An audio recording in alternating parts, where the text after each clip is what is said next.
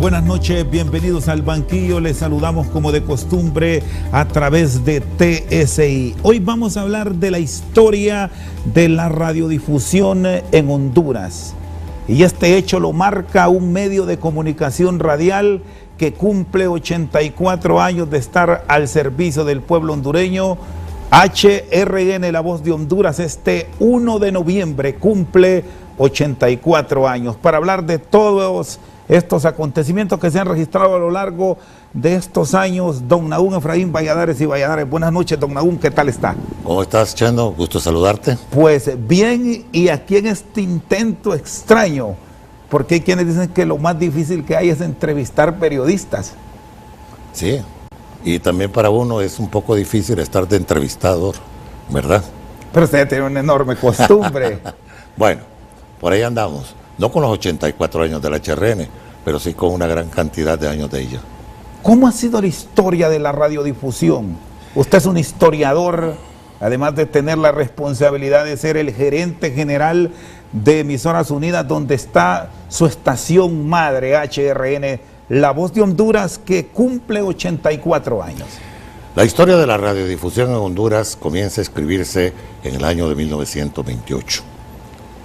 En ese año retorna al país después de haber realizado sus estudios en ciencias contables don Rafael Ferrari García. Ya con el título de perito mercantil, llega a Tegucigalpa en 1928 y logra ubicarse en las oficinas de contabilidad de la Tela Railroad Company, en una subsidiaria que tenía en Tegucigalpa, que era la Tropical Radio. La Tropical Radio, como subsidiaria, el gobierno del doctor Miguel Paz Barahona le había otorgado la concesión para explotar el espectro radioeléctrico en Honduras. Amparados en esa concesión otorgada por el gobierno de Honduras, la Tropical Radio abrió en junio de 1928 una emisora experimental. Cuando hablo de una emisora experimental, era una estación de radio que utilizaba los mismos transmisores de la Tropical Radio, que era la que transmitía lo que se llamaba la comunicación inalámbrica, o sea que eran los mensajes de los radiotelegramas y eran transmitidos por la Tropical Radio. Pues esos transmisores le sirvieron para ubicar en horas del mediodía y en horas de la tarde espacios de una emisora que se llamó HRB, La Voz del Trópico. Don Rafael estaba como miembro del departamento contable de la Tropical Radio, pero tenía una voz hermosísima y una presencia increíble. Era un hombre de una personalidad que la manejaba él a su antojo. Prácticamente nació histriónicamente don Rafael Ferrari. Y eso le llevó a los micrófonos de HRB, La Voz del Trópico. Fue su primer locutor. Después entraron Fernando Ferrari Bustillo, un primo de él, y a Ángel B. Cepeda en condición de declamador. Esta emisora solo colocaba ciertos espacios para boletines de noticias que los transmitían precisamente de los cables que llegaban por la Tropical, don Rafael, don Fernando Ferrari y Ángel B. Cepeda. Cuando en 1931 termina la etapa experimental de HRB, La Voz del Trópico, don Rafael ya quedó con ese gusanito. Le picó la radiodifusión y entonces empezó él a gestionar la forma de colocar en el espacio una emisora comercial. Introdujo en el gobierno del doctor Mejía Colindres, del cual él formaba parte porque era oficial mayor del Ministerio de Relaciones Exteriores, una solicitud para operar una radioemisora. Pero hubo mucha tardanza porque la Tropical Radio era la que otorgaba precisamente las licencias, no era el gobierno. Y en ese ínterin, don Rafael no pudo lograr que en el año de 1932 saliera su emisora al aire. Las elecciones presidenciales de octubre de 1932 la gana Tiburcio Carías Andino. Y cuando don Rafael, que ya le había pedido a Paul John, que era un radiotécnico de la casa de don Juan Dóboro, que eran los distribuidores de RCA Víctor, que ya vendían algunos radioreceptores y además las bocinas esas que se usaban como lo que llamaban las choretas, que eran las de cuerda, que eran los fonógrafos. Entonces trabajaba Paul Young con don Juan Dóvoro y don Paul Young le dijo a don Rafael Ferrari que él iba a construir el transmisor de acuerdo a la frecuencia que le otorgara la Tropical Radio. Se tardó la Tropical, no se la dio, y en 1933, cuando gana el general Carías, le quita la concesión a la Tropical Radio y se funda la Dirección General de Radiocomunicaciones. Ya eso ya lo manejaba el gobierno. El general Carías sabía de la afiliación política de don Rafael Ferrari, que era liberal, y entonces empezó a decir, no, a este liberal no le podemos dar una emisora. Pero don Rafael tenía grandes amistades en el gobierno del general Carías. Uno de ellos era don Salvador Aguirre, que era ministro de Gobernación, y don Salvador Aguirre empezó a intervenir con el general Carías. Le dijo que él conocía bien a don Rafael, que era un buen muchacho y que no iba a causarle ningún problema. Y logró persuadir al general Carías de su idea de no otorgarle el permiso. Carías llamó a la Dirección General de Comunicaciones Eléctricas, que la manejaba un señor de apellido Bulnes, y le dieron el permiso a don Rafael Ferrari mediante un acuerdo de número 30, en el cual se le concedía la frecuencia de los 5.875 kilociclos en la banda de los 49 metros, para que operara una radioemisora con solo 1 kilowatt de potencia, pero era suficiente para la onda corta. Y la emisora fue bautizada como HRN, o sea, las siglas que le fueron conferidas a Honduras desde 1928 para el espectro radiofónico. Llama la atención esto, don Aúl. ¿Por qué es HR? ¿Por qué HRN? Bien. Todos los medios de comunicación, el espectro radioeléctrico es HR. Correcto. La N se la colocaron en la Dirección General de Comunicaciones y el nombre era La Voz del Comercio. Y así salió al aire. Como La Voz del Comercio. La Voz del Comercio. Eso de las siglas es una cuestión que en una convención en Ginebra se adoptó de que cada país iba a tener llamados o siglas de acuerdo a las radioemisoras que fueran colocando. Por ejemplo, en México las siglas eran XE, de ahí W, Q, R, cualquier letra después de la XE, que correspondía a México, o sea, XE de México. En Guatemala, por ejemplo, TG, había TGW, TGU, TGR, pero la TGW, que fue la primera, mantenía TG. En Costa Rica eran TIP, y de ahí TIPG, TIP4, TIP5, y La Voz de la Victoria era TIPG. En Nicaragua era YN, y en El Salvador YS, por eso era YSS, la radio de Cuscatlán. Está YSKL. YSKL, YSU, por eso mismo, porque y en Nicaragua YN, nosotros nos quedamos con HR. Todas las estaciones, todo lo que es radiodifusión, que tenga radio, debe de llevar las siglas HR. Por eso todos los aviones que tienen matrícula en Honduras, como llevan un sistema de radio para poderse comunicar con tierra, sus siglas son HR. Tú mirabas en la SASA, HRCH, HRTN, diferentes nombres, pero siempre con la HR que corresponde a Honduras Radio. Pues la historia del HRN comienza el 1 de noviembre de 1933. Don Rafael Ferrari sale con su emisora y su primera transmisión, como no habían receptores en aquel entonces, la hace a través de un hilo telefónico desde sus estudios que estaban colocados en el barrio Las Delicias, y a través de la postería trajo la línea hasta el Parque Central, donde en el kiosco viejo que había en el Parque Central colocaron unos altoparlantes y ahí se escucharon las primeras transmisiones del HRN. Y lo que son las cosas, don Rafael era el locutor que identificaba: esta es HRN, La Voz del Comercio, y su operador no era hombre, era una operadora, Rosario Sagastume de Ferrari. Desde ahí estaba. Ese es el binomio que nace con HRN desde 1933. O sea que ahí empieza a escribirse la historia de la HRN. No era una transmisión simultánea como la tenemos hoy en día, de casi 24 horas en algunos momentos. 18 horas que tiene ahora la HRN. No, la HRN comenzaba a transmitir de 7 a 8 de la mañana. De ahí al mediodía de 12 a 2. Y en la tarde de 6 a 9. ¿Qué pasaba no había programación. O sea, se desconectaba. Se desconectaba, se apagaba todo y lo único era que se transmitía. En esos horarios, don Rafael, además de la música que colocaba, música discográfica de por ejemplo, la discoteca de Salvador Santaella, el trío Arcoíris, era música grabada que venía en unas planchas, en unos acetatos grandes, que lo que era el sistema, ¿verdad? Eso no operaban de afuera hacia adentro, sino que de adentro hacia afuera.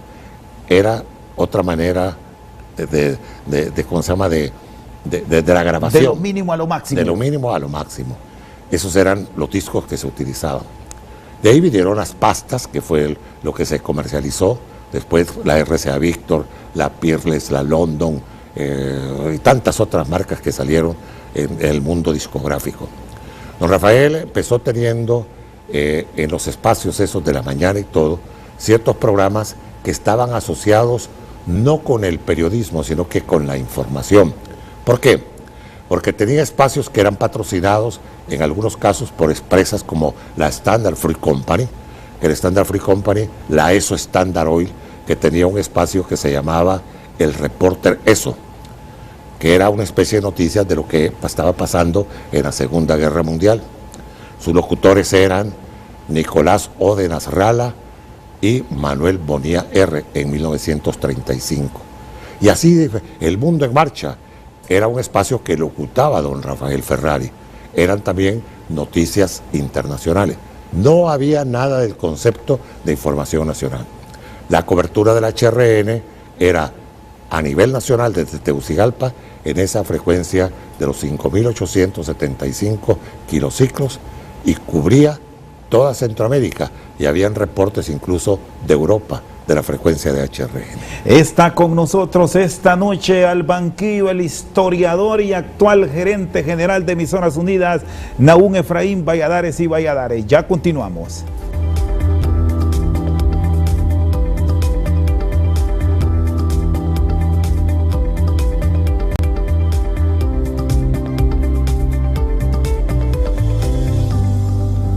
Sigue con nosotros esta noche el historiador Nahum Efraín Valladares y Valladares.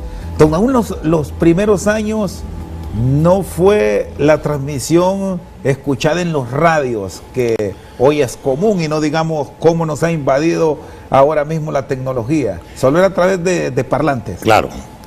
Los primeros radios que llegaron a Tegucigalpa en la casa de don Juan Dóboro eran radios, consolas, que la gente no estaba familiarizada con ellos y quizá muy poca gente tenía eso y no sabían cuál era la frecuencia.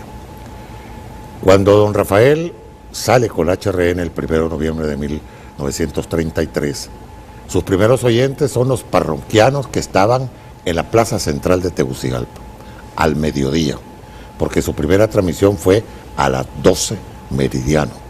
1 de noviembre de 1933. Ahí empieza él a identificar a HRN, la voz del comercio. La gente empieza a oír en los parlantes y oye música y todo y se aproxima y es la novedad en Tegucigalpa. Y empieza a regarse y después al día siguiente, en la mañana, al mediodía y en la tarde, a escuchar la radio. Eso le sirvió a don Juan Dóboro para poder vender sus radioreceptores. Y empezó porque los radioreceptores de antes no tenían AM ni FM, todos eran de frecuencia de onda corta, shortwave. O sea que eran las únicas frecuencias, bandas de 13, 19, 21 y 49 metros. En la banda de 49 metros es donde estaba la HRN. Y así empezó a operar y la gente ya se fue familiarizando. Don Rafael no perdió la costumbre de la audiencia citadina y más que todo la audiencia de parque, como se le decía. Y tenía unos altavoces en el edificio donde estaba el Tribunal Superior de Cuentas, donde fue el viejo Museo Nacional y donde fue la primera parroquia de Tegucigalpa de la Limpia de la Inmaculada Concepción, que se incendió en 1746. Pues en la parte de ahí, que se quedó en la segunda planta, ahí estaban los grandes altavoces que tenía la HRN.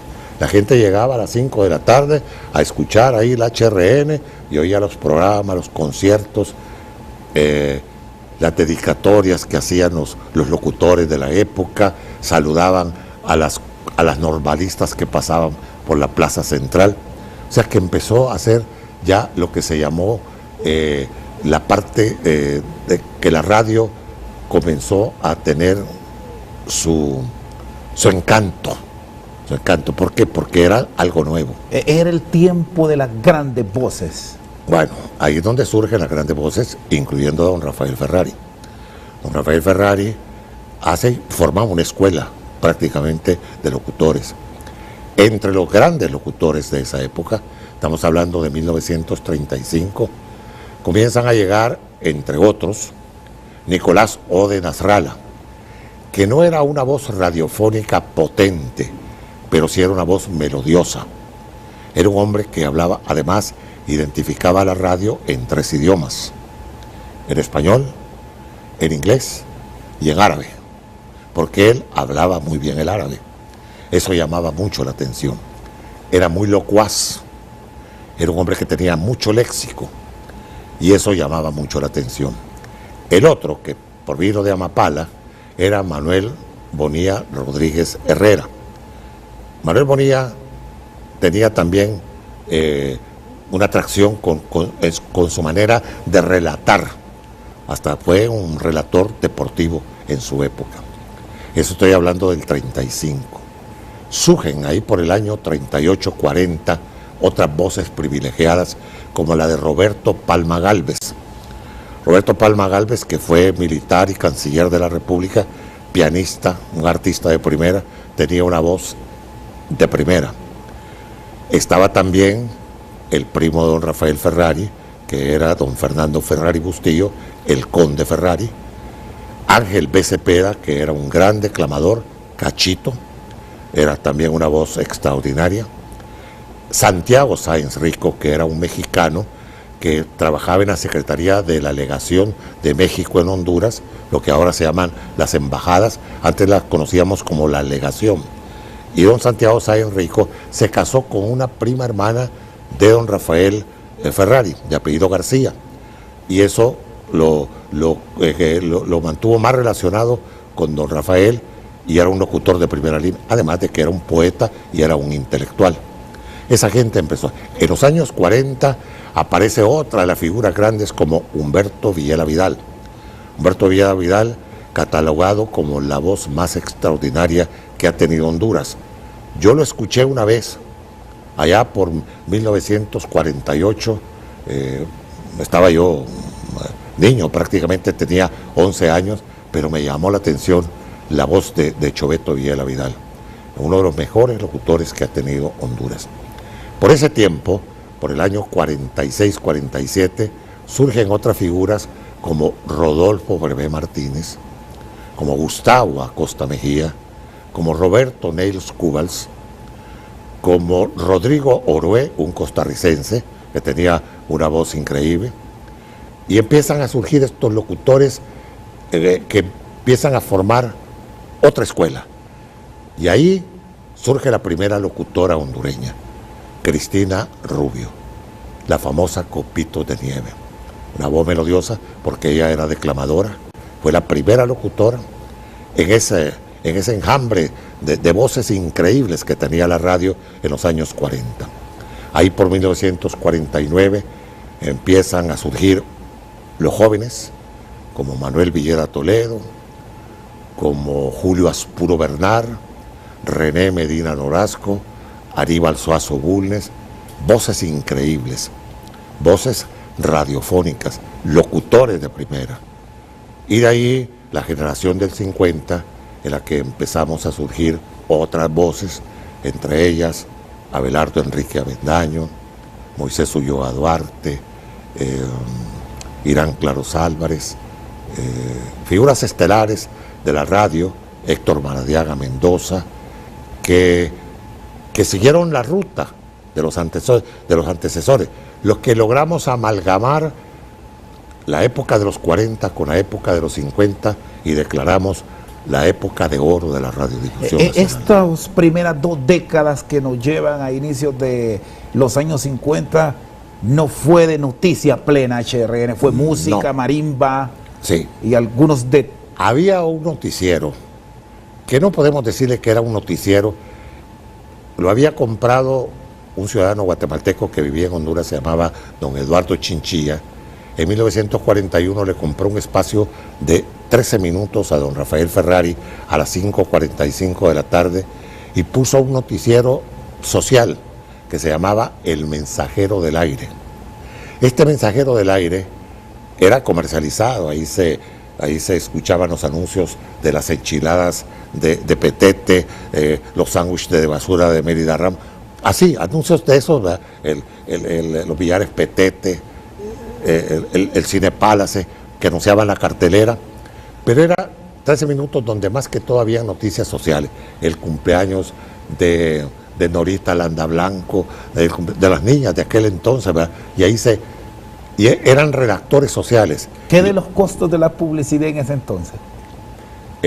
Los más caros eran 30 lempiras al mes.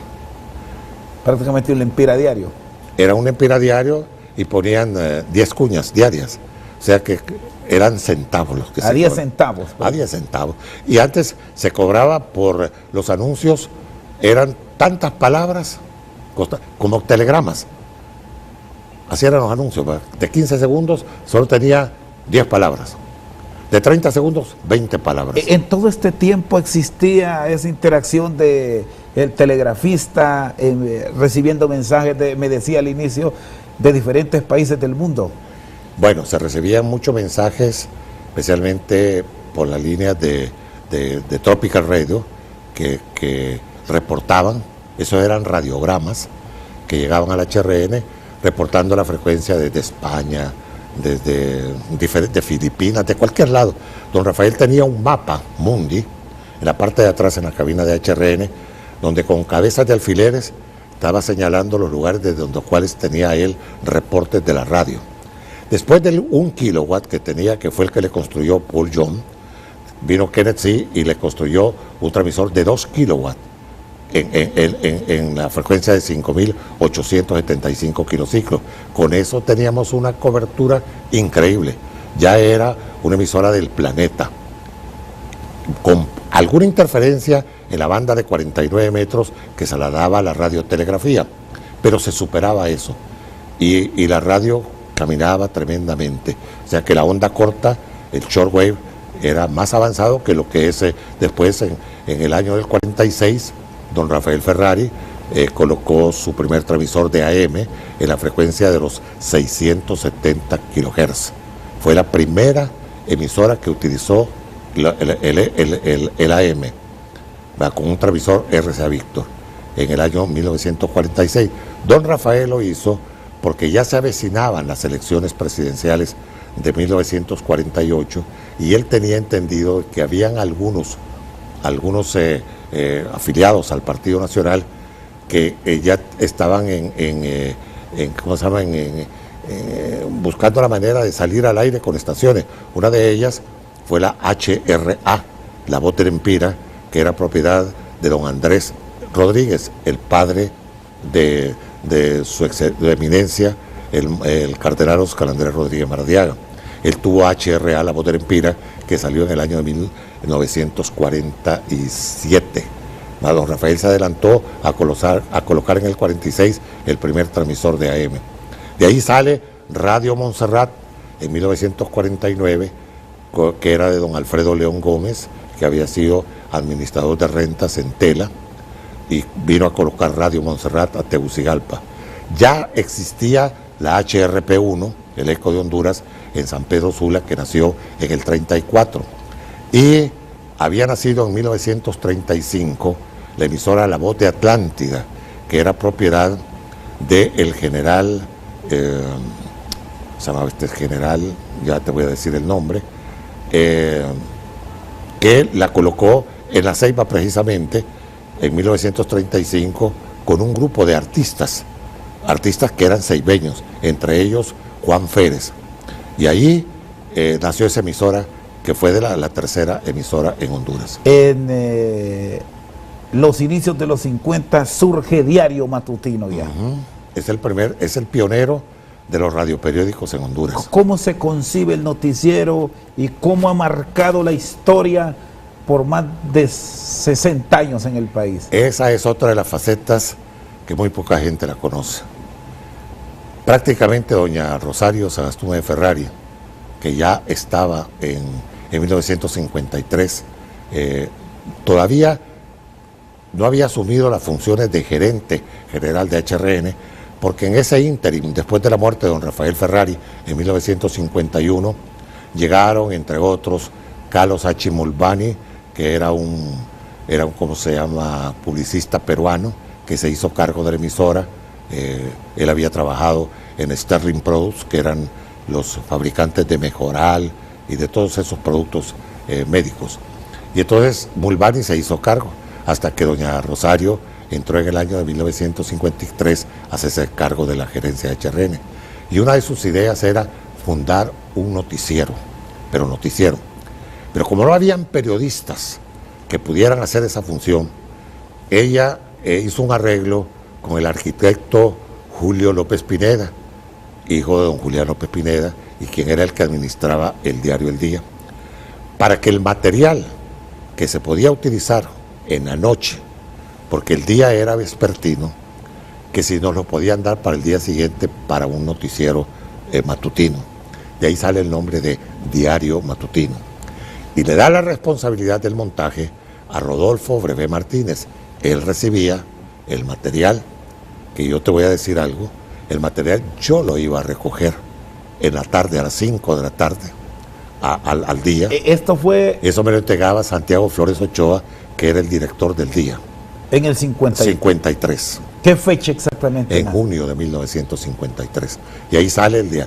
Yo iba a recoger ese material a las 5 de la tarde, se lo entregaba a Brevé Martínez, Brevé preparaba, y el locutor, la voz que identificaba al matutino, se llamaba Gustavo Acosta Mejía. Está con nosotros el historiador Nahum Efraín Valladares. Vamos a ir a una pausa. En breve seguimos con esta historia que nos llevará hasta este 1 de noviembre del 2017, que HRN cumple 84 años. Ya volvemos.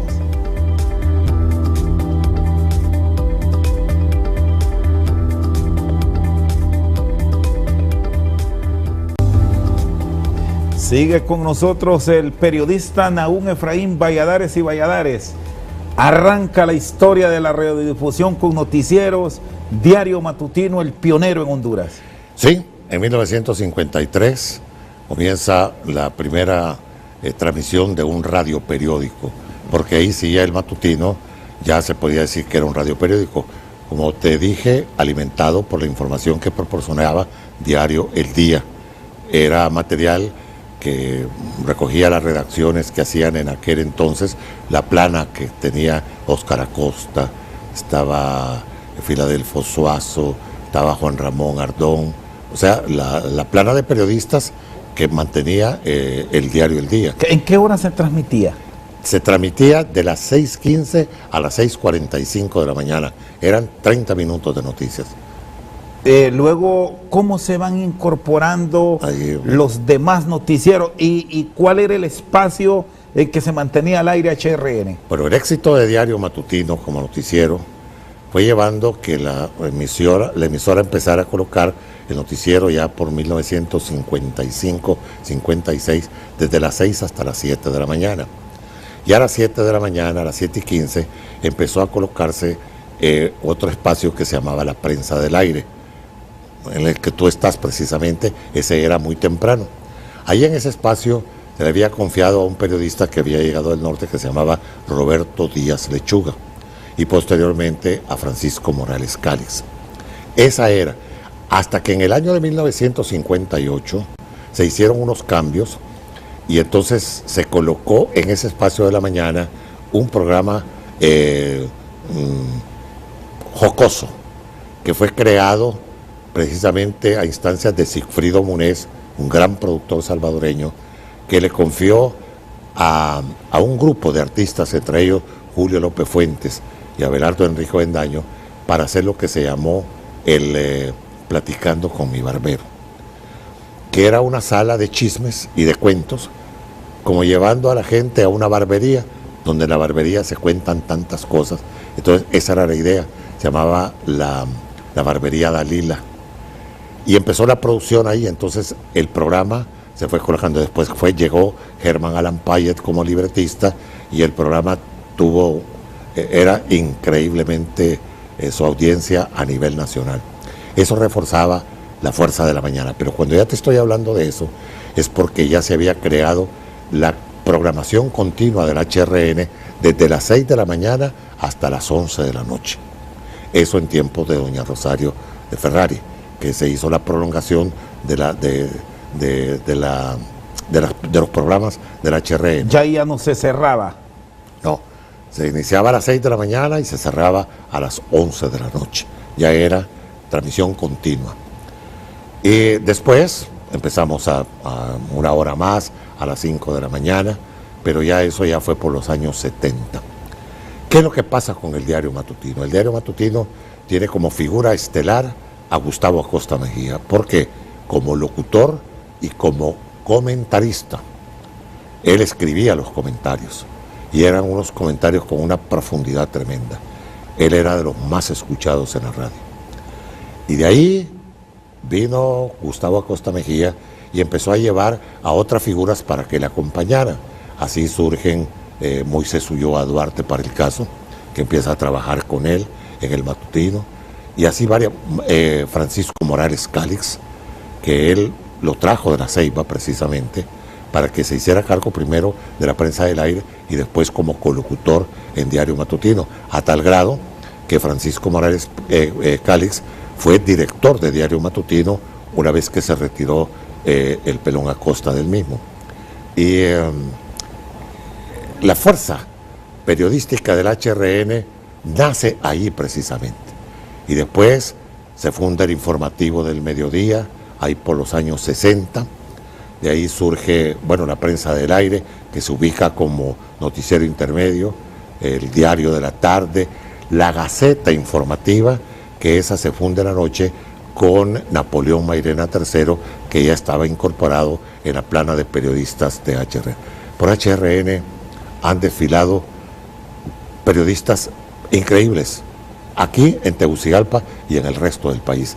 Si vamos a hablar, por ejemplo, de las figuras que han pasado por la HRN como periodistas, pues te puedo mencionar a muchos que fueron también a destacarse dentro de otros medios de comunicación, como la prensa escrita y posteriormente la televisada, incluyendo a Vicente Machado Valle, que fue el fundador del primer noticiero de televisión en 1960 en el Canal 5, que se llamaba Telerápidas. Él había hecho su incursión también como periodista, como cronista en algunas de las difusiones que se hacían del diario matutino, no permanente, pero sí en forma regular. ¿Cuándo comienzan a integrarse los reportes del interior? Porque esta es la otra fuerza a lo largo de su historia de HRN, no solamente Tegucigalpa, sino que se fue incorporando San Pedro Sula, La Ceiba, El Progreso y prácticamente todo el país hasta convertirla hoy en la estación radial líder de Centroamérica. Los primeros corresponsales que tuvo la HRN eran corresponsales telegrameros, como se les decía en aquel entonces. A raíz de los periódicos que circulaban, El Día, La Época, que era el diario oficial del Partido Nacional y del gobierno prácticamente, El Cronista de los Valladares, de la familia Valladares Bernard, utilizaban mucho los corresponsales telegrameros. Ellos tenían una franquicia, les aceptaban 30 palabras por telegrama para que enviaran sus noticias, pero tenían que estar acreditados por el medio al cual servían. en este caso, digamos, la HRN.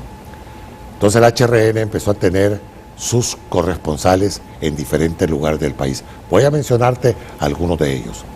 Mario Bardales Mesa en Comayagua. ¿Fue el primero? De primeros. De ahí a don Julio Escoto López, el papá de don Pedro Escoto López, el papá de Julio Escoto, el famoso historiador y cronista sanpedrano, el padre de él que tenía un semanario en San Pedro Sula que se llamaba El Alfiler. Don Pedro Escoto era corresponsal de la HRN.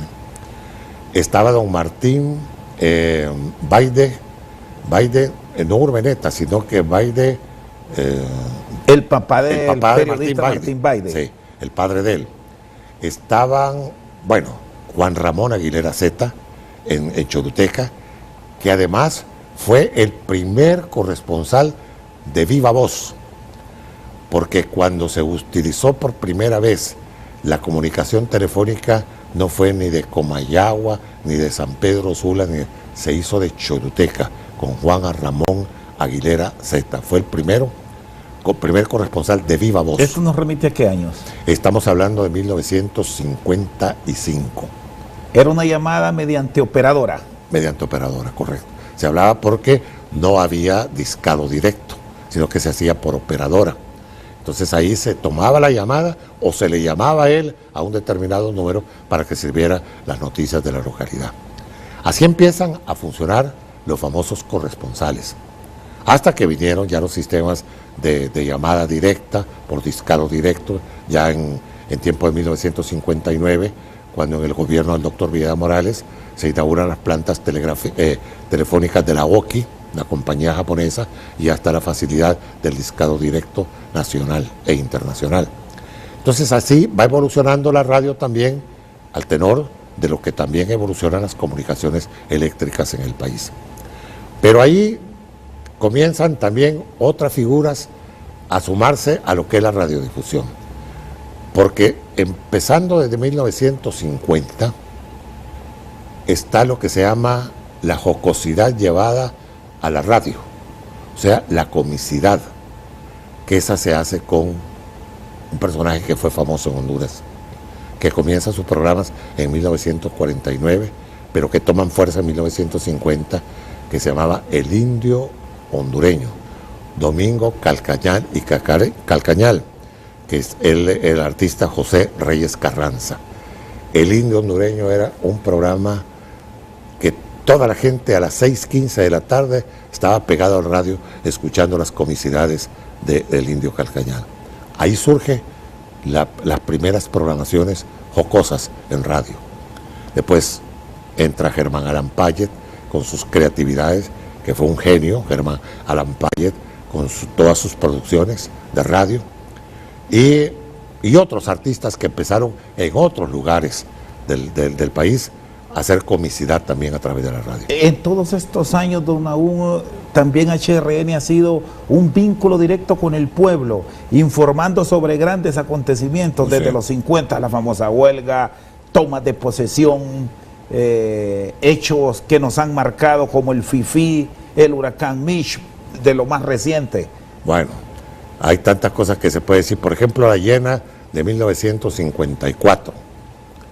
Recuerdo que eso, como no había otra comunicación telefónica ni nada de eso, la HRP1 en San Pedro Sula tenía dos figuras estelares, que eran Alberto Escalante Marín, mexicano, y Víctor Manuel Rodríguez sanpedrano. Eran las dos figuras, las dos estrellas de la radiodifusión en San Pedro Sula. Y en Tegucigalpa estaban Gustavo Acosta Mejía y Rodolfo Verbe Martínez. Y entonces vía onda corta, porque la P1 tenía onda corta, nos hacíamos la comunicación, sintonizábamos la P1 y ellos sintonizaban la HRN y se hacía la comunicación de qué era lo que estaba pasando en la famosa llena de 1954, que fueron las cosas que hicieron estremecer el norte del país. La huelga del 54 y la llena. Una en mayo y la otra en el mes de octubre. Eso fustigó mucho la economía en el norte del país, porque fueron dos acontecimientos que golpearon bastante. Y eso los cubrió la HRN en compañía de la HRP1, el Eco de Honduras de San Pedro Sula. Así empiezan a hacerse las transmisiones de cobertura nacional. Imagínate, de radio a radio, de transmisor a transmisor. Facilidad que hoy la tenemos. La tenemos ahora con el satélite. Y al instante, con el celular. Con el celular. O sea que todo ha evolucionado. Tú estabas queriendo ver una fotografía ahí, por ejemplo, de cómo eran los sistemas de radiooperadores. Por ejemplo, en 1951, cuando se inauguraron los estudios de HRN frente al María Auxiliadora, ahí se estrenó una consola que fue comprada por don Rafael Ferrari, que ya no la pudo ver él instalada ahí. Era una consola Yard de varios canales. Y yo fui operador. Aquí justamente la compartimos. Mira, ahí estoy operando en esa consola. Este fue en fotografías de 1951. 51. De 1951. Esta fotografía me la hizo el papá de Raúl Saldívar Guzmán, el profesor Raúl Saldívar. Él tomó esta fotografía, varias fotografías. Yo estaba en ese día operando en horas de la tarde cuando él llamó. Estos son los discos que se utilizaban. Ahí me puedes ver cómo estoy colocando ¿cómo se llama? En una de las tornamesas, los anuncios. Todos esos eran discos de anuncios que se grababan en acetatos. Esas son las innovaciones en 1951. Esta imagen es de hace 66 años. 66 años, correcto. Bueno, vamos a ir a una pausa comercial, vamos a retornar en breve ya en la parte final para hablar de los avances que ha tenido HRN ahora con tecnología de punta, transmitiendo vía satélite y con esa facilidad que da ahora la transmisión desde cualquier sitio del mundo, ahora hasta con imágenes a través de la radio. Ya volvemos.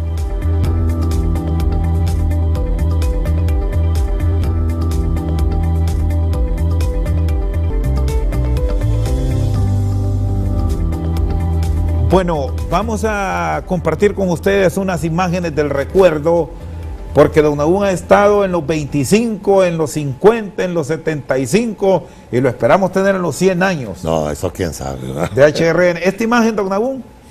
Esto fue la celebración de los 50 años de HRN en una fiesta que realizamos en el Club Reforma de Tegucigalpa. Ahí tenemos a doña Rosario, que ese día, 1 de noviembre, recibió, en 1983, recibió 2 condecoraciones, y las pueden ver ustedes. Una de ellas es la Orden Francisco Morazán, que le fue impuesta por el gobierno de la República, se la colocó el canciller Edgardo Parbarnica, y la otra es la que le otorgó la Universidad Nacional Autónoma de Honduras. Esas son las 2 condecoraciones que muestra doña Chayo en esa celebración de los 50 años.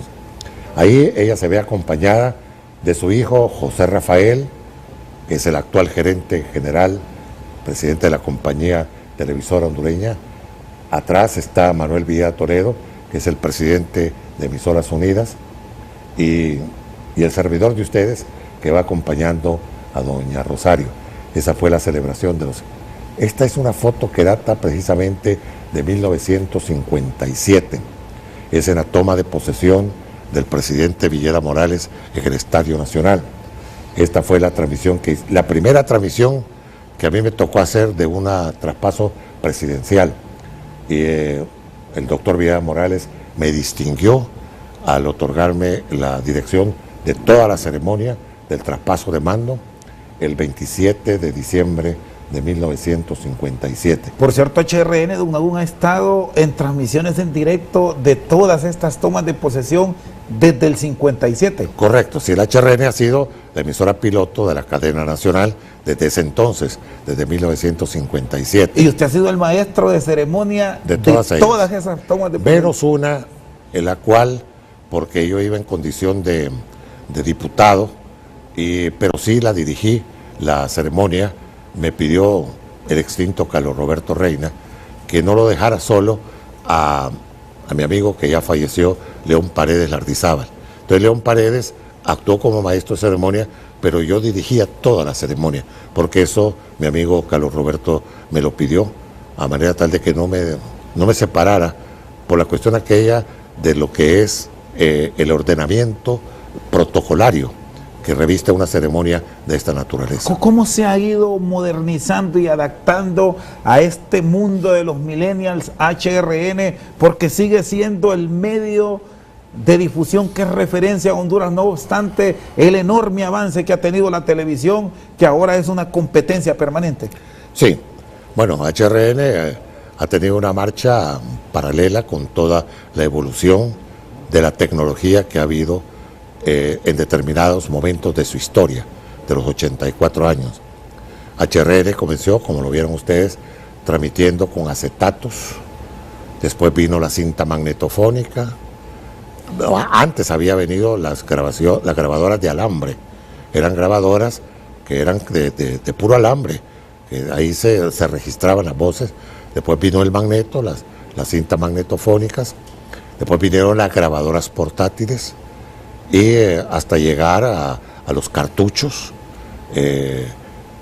después la digitalización en los sistemas, la computarización. O sea, HRN ha venido, y asimismo se ha marcado también con la manera de su expansión en la cobertura nacional.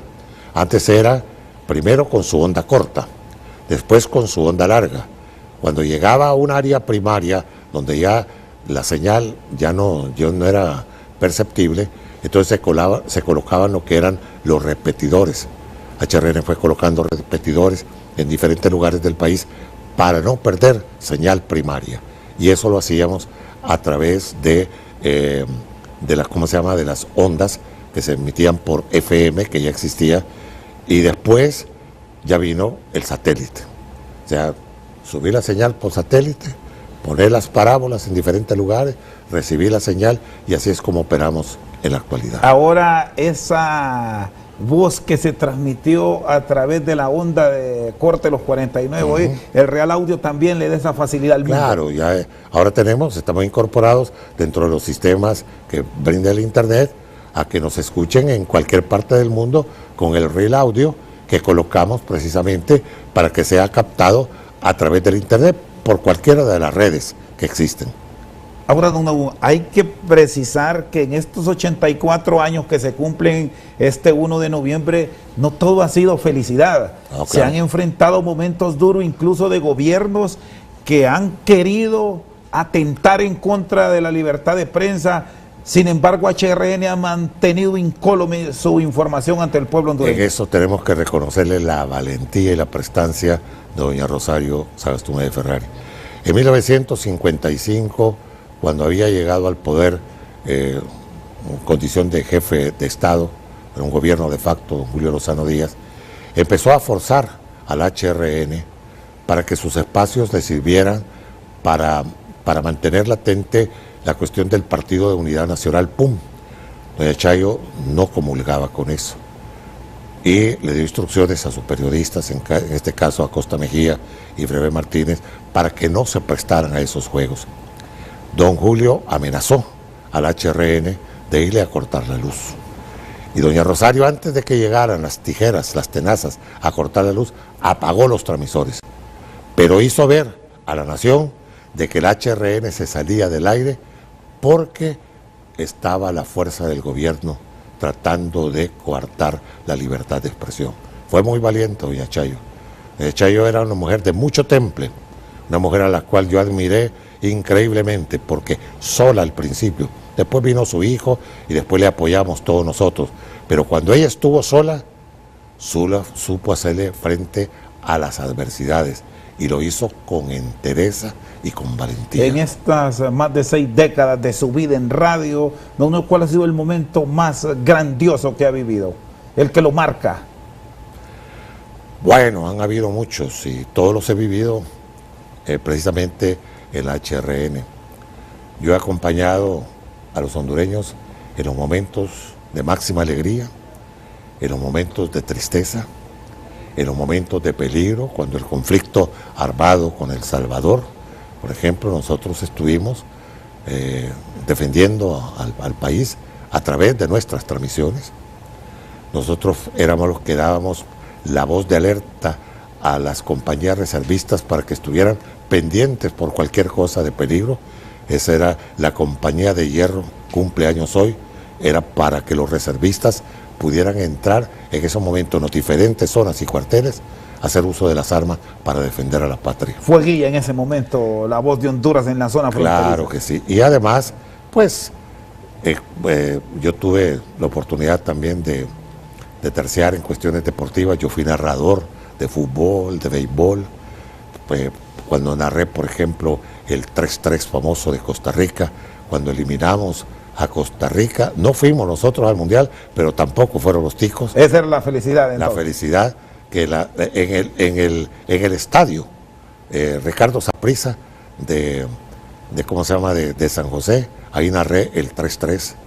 Y así, por ejemplo, cuando compartí con una de las figuras estelares del béisbol en Cuba, con Felo Ramírez, que recién acaba de fallecer, cuando fui a transmitir un partido de béisbol al Estadio del Cerro, un juego entre Almendares y Marianao, y Felo me otorgó los micrófonos de Unión Radio, que era donde él transmitía, para que pudiera compartir con él y con otras de las figuras estelares de la narración deportiva, más que todo el béisbol, Marco Antonio de la Caballería, un venezolano. Don Nahum Valladares y Valladares, gerente general de Emisoras Unidas, grupo radial más fuerte de Centroamérica, con HRN. Su mensaje final al pueblo hondureño en estos 84 años de HRN, la voz de Honduras. Y lo voy a comprometer aquí, porque hay tanto que hablar con usted.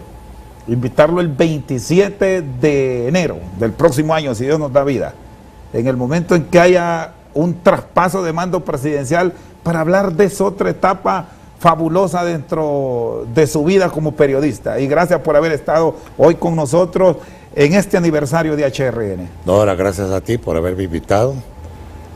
Un saludo muy especial para la gente que todavía en estos 84 años hace recuerdo de los años pasados. Algunos ya no están con nosotros, se han ido, están en el extranjero, otros permanecen aquí. Uno de ellos, hasta Catacamas, mi saludo para Raúl Saldívar Guzmán. Aquí en Tegucigalpa ya que éramos muy pocos, Manuel Villeda Toledo es uno de ellos, Mario Hernán Ramírez, que todavía vive, y de ahí muy pocos van a quedar. Cristina Rubio, que para nosotros fue la consentida, la voz consentida femenina de la radio desde 1946. Para todos, mi saludo, y para los oyentes de HRN, los que nos han acompañado, no en 84 años, pero sí puede ser en 50, 40, 30 o 20 años, que han sido nuestros oyentes. Muchas gracias. Esta noche con nosotros al banquillo el historiador y gerente general de Emisoras Unidas, Nahum Efraín Valladares y Valladares. Por su sintonía, gracias. Feliz noche.